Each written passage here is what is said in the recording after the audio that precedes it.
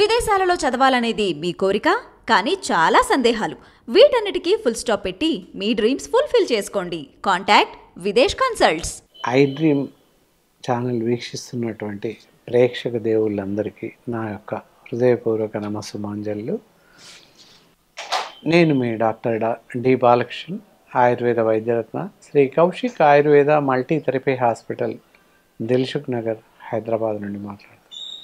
ఈ మధ్య కాలంలో చిన్న పెద్ద తేడా లేకుండా, వయసుతో సంబంధం లేకుండా, స్త్రీ పురుష భేదం లేకుండా అందరికీ మధుమేహ వ్యాధి, డయాబెటీస్, షుగర్ వ్యాధి వస్తుంది. ఇంతకు పూర్వకాలంలో ఒక 20-30 సంవత్సరాల క్రితం వెళ్ళినట్లయితే 40 సంవత్సరాలు దాటిన వారికి మాత్రమే షుగర్ వస్తుంది అని ఒక డెడ్ లైన్ ఉండేది. ఇప్పుడు అలా కాదు, ఎవరికైనా వస్తుంది. రావడానికి కారణాలు ఏంటి, ఎందువల్ల వస్తుంది, రాకుండా మనం నియంత్రించవచ్చా అని ఒక శ్లేష ప్రశ్న మిగిలింది.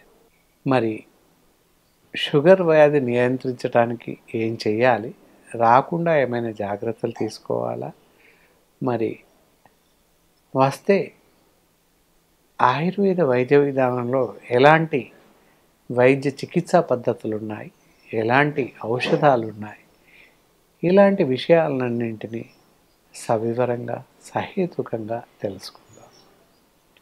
ఒక కార్యక్రమంలోకి వెళ్దాం. షుగర్ ఎందువల్ల వస్తుంది అని చూసినట్లయితే ప్రతి మనిషికి 80 నుంచి 120 మిల్లీగ్రామ్స్ వరకు రక్తంలో షుగర్ ఉంటుంది. అలాగే యూరిన్లో కూడా షుగర్ వస్తుంది. అది ఎప్పుడు షుగర్ వ్యాధి ఎఫెక్ట్ అయినప్పుడు, వ్యాధి అని కూడా అనకూడదు, అసంబద్ధ చర్యల వల్ల షుగర్ స్థాయిలు పెరుగుతూ ఉంటాయి. మరి మధుమేహ వ్యాధి ముదిరినప్పుడు, రక్తంలో శర్కర స్థాయిలు పెరిగినప్పుడు మూత్రంలో కూడా షుగర్ ఉన్నట్లు కనిపిస్తుంది. కొన్ని సందర్భాల్లో మూత్రంలో షుగర్ లేనప్పటికీ రక్తంలో శర్కర స్థాయిలు పెరిగే అవకాశం ఉంటుంది. సరే, మరి ఈ 120, 70 నుంచి 120 లేదా 80 నుంచి 120 మిల్లీగ్రామ్స్ వరకు ఉండొచ్చని చెప్పుకున్నాం. అది ఫాస్టింగ్ లెవెల్లో. ఎవరికైనా ర్యాండంలో చూసినా అలా కూడా ఉంటుంది. ఇక పోస్ట్ లంచ్ లెవెల్లో ఆహారం తీసుకున్న తర్వాత మధుమేహ వ్యాధిగ్రస్తులకు మాత్రం 80 నుంచి 140 వరకు ఉండొచ్చు అని చెప్తాం. ఇక మిగతా నార్మల్ పర్సన్స్కి ఎవరైనా ఎప్పుడు చేసినా 80 నుంచి 120 మధ్యలో ఉంటుంది. 125, 130 వస్తుందంటే ఫ్రీ డయాబెటీస్, అంటే షుగర్ రావడానికి అవకాశాలు ఉన్నాయి అని తెలుసు అనుకోవాలన్నమాట.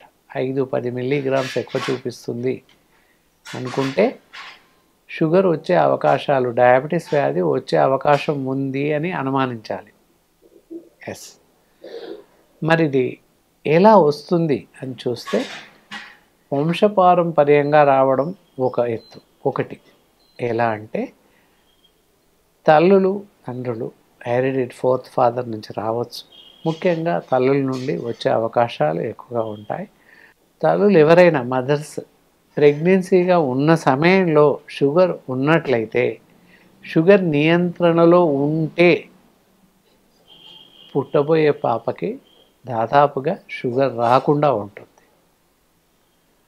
ఎప్పుడూ షుగర్ని కంట్రోల్లో ఉంచుకోవాల్సిన అవసరం ఎంతైనా ఉంది ఫిమేల్స్.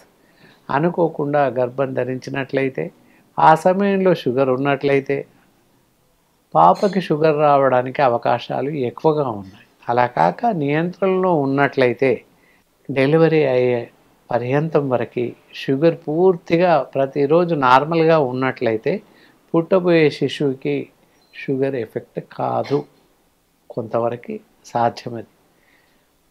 కాబట్టి ఆ అంశాలని గర్భిణీ స్త్రీలు పరిగణలోకి తీసుకోవడం ఎంతైనా అవసరం. ఇక మామూలుగా అయినట్లయితే ఎందువల్ల వస్తుంది అని చూస్తే ఇది ప్యాంక్రియా డక్స్ అని ఉంటాయి. ప్యాంక్రియా డక్స్ ఇన్సులిన్ అనే హార్మోన్ని రిలీజ్ చేస్తుంది. ఈ ఇన్సులిన్ అనే హార్మోన్ మన శరీరంలో ఉండే షుగర్ స్థాయిల్ని రెగ్యులేట్ చేస్తుంది. ఎలా? Liver is the store house for glucose. అంటే లివర్ అంటే పూర్తిగా గ్లూకోజ్ని స్టోర్ చేస్తుంది, బ్యాంక్ లాగా. మన శరీరానికి ఇందాక చెప్పాం కదా 80 నుంచి 120 అన్నాము. ఈ లివర్ అనేది టోటల్గా బ్లడ్ లెవెల్ ఉండే షుగర్ లెవెల్స్ని రెగ్యులేట్ చేస్తుంది, ఎప్పటికప్పుడుగా రెగ్యులేట్ చేస్తుంది. మనం ఒక 1/2 kg స్వీట్ తిన్నప్పటికీ శరీరంలో 120 మిల్లీగ్రామ్స్ ఉండేలాగా చూస్తూ, సహజంగా ఒక మనిషికి 110 ఉంటుంది అంటే 110 ఉండేలాగానే చూస్తుంది, ఏ పరిస్థితుల్లోనూ పెరగనివ్వదు. అలాగే ఒక 4 రోజులు ఆహారం పూర్తిగా మానివేసినప్పటికీ 80 కన్నా తగ్గదు. అందుకే మనం అప్పుడప్పుడు నిరాహార దీక్షలో కూర్చున్న వాళ్ళని చూస్తాం, నిరాహారంగా ఉంటారు. ఉండడం వల్ల లాస్ట్ స్టేజ్లో షుగర్ స్థాయిలు పడిపోయినాయని చెప్పేసి గ్లూకోజ్ పెడుతుంటాం, అంటే ఆర్టిఫిషియల్ గ్లూకోజ్ ఇస్తూ ఉంటాం. అలా అన్నమాట. ఒక స్థాయి వరకు లివర్ కాపాడుతుంది. మనం తీసుకునే ఆహారంలో ఉన్న గ్లూకోజ్ అనేది అబ్జర్వ్ చేసుకొని మన శరీరానికి ఎంత అవసరం అంత ఇస్తుంది. మిగిలిన బ్యాలెన్స్ గ్లూకోజ్ అంతా లివర్లో దాచిపెట్టుకుంటుంది, మన శరీరానికి అవసరం ఉన్నప్పుడు ఇస్తూ ఉంటుంది. మనం తీసుకునే ఆహారంలో గ్లూకోజ్ స్థాయిలు తగ్గాయి, లివర్ నుంచి రిలీజ్ అవుతుంది. ఎక్కువ ఉంది, అబ్జర్వ్ చేసి నిల్వ చేస్తుంది. ఈ విధంగా లివర్ ఫంక్షన్స్ అనమాట. ఆ విధంగా లివర్ స్టోర్ చేస్తుంది గ్లూకోజ్ని.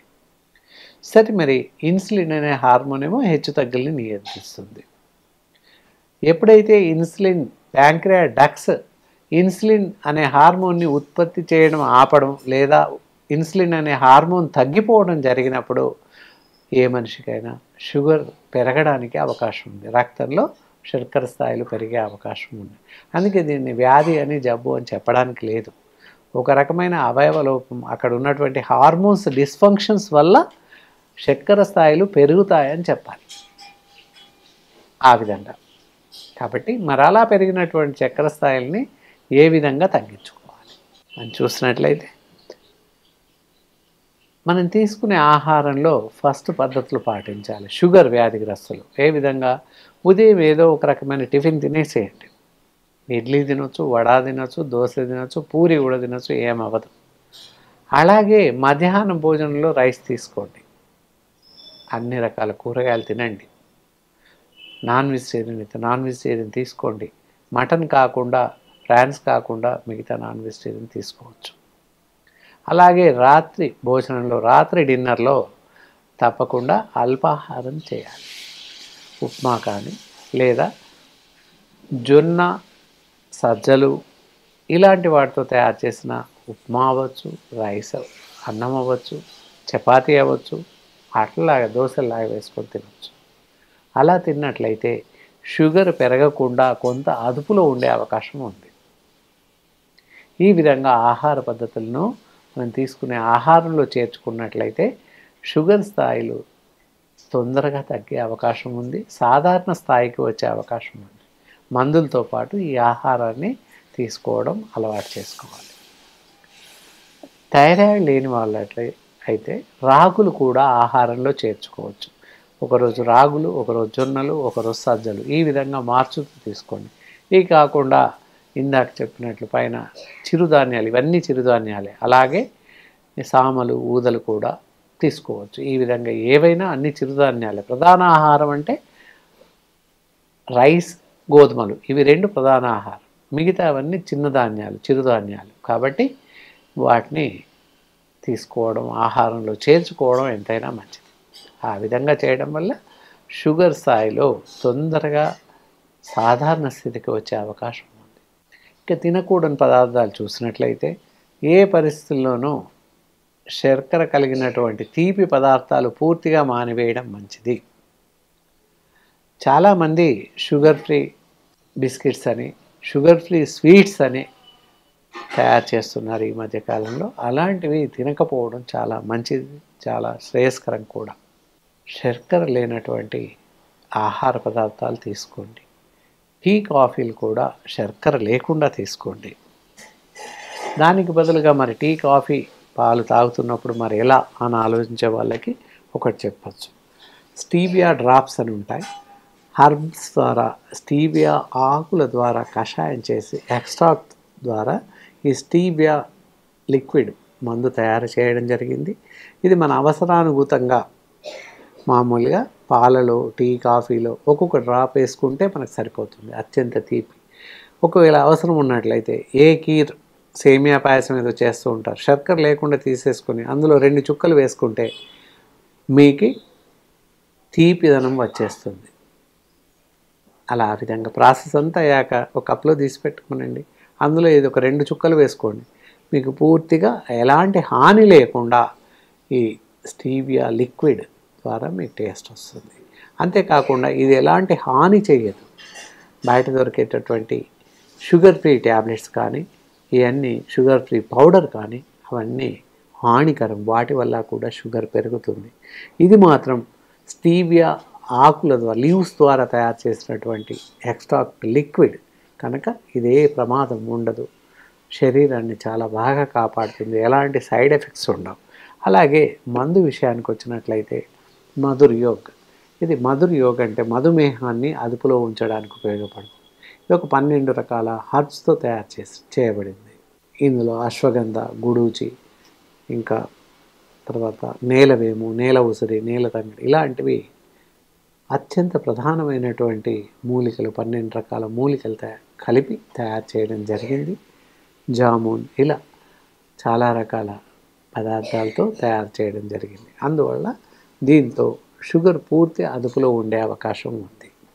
ఈ మందుని ఉదయము 1 స్పూన్, సాయంత్రం 1 స్పూన్, అరకప్పు నీళ్ళలో కలిపి తాగొచ్చు. ఉదయం పరిగెట్టున సేవించండి, సాయంత్రం భోజనానికి అరగంట ముందు, డిన్నర్కి అరగంట ముందు తీసుకోండి. ఈ విధంగా తీసుకోవడం వల్ల మీకున్నటువంటి రక్తంలో పెరిగిన చక్కెర స్థాయిలు, మధుమేహం అదుపులో ఉండే అవకాశం ఉంది. అలా తీసుకోవచ్చు. లేదా 1 స్పూన్ పౌడర్ తీసేసుకొని ఎక్స్ట్రా గ్లాస్ నీళ్ళు వేసి 1/4 వరకు కషాయాన్ని చేసుకొని గోరువెచ్చగా ఉన్నప్పుడు తాగండి. అలా చేస్తే ఇంకా అద్భుతంగా పనిచేస్తుంది.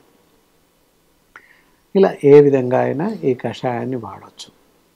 ఈ పౌడర్ని మధుర్ యోగ్ అని చెప్పేస్తుంది. ఈ మందును సకాలంలో వాడినట్లయితే చక్కెర స్థాయిలు పెరగవు.